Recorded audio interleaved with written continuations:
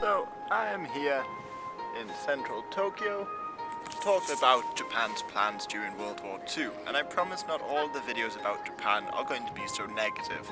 They'll pluck up eventually. So, if you've ever looked at a map of Japan's conquest during World War II, you'll notice they're a bit everywhere. They first took Manchuria, they attacked Russia, they invaded China, but before they finished invading China, they then expanded into the southeast, they moved into India, and they attacked America.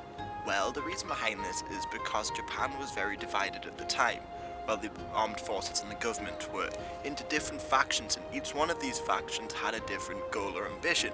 For instance, within the army especially, there was a movement, well, there was a faction of people who wanted to expand north and take eastern Siberia from Russia to get resources.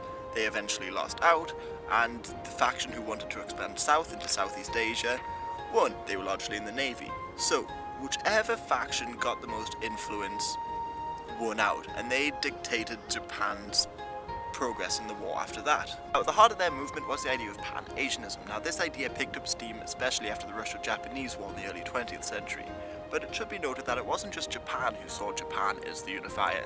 People in India and Indonesia and all sorts of places saw Japan as similar to, I guess, it would be Prussia as the unifier of Germany, or Savoy as the unifier of Italy.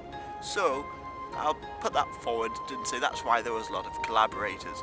Notably, Azad Hind in India, thousands of people joined that and trying to beat out the British. However, of course, they wouldn't be unified altogether. Japan saw itself as the top of the pyramid, so to speak.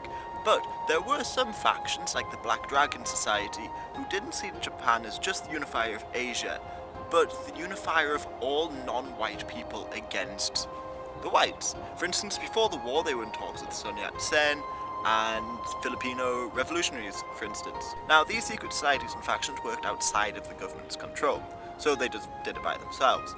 Now, the Black Dragons were successful in establishing links with the Muslims in Central Asia.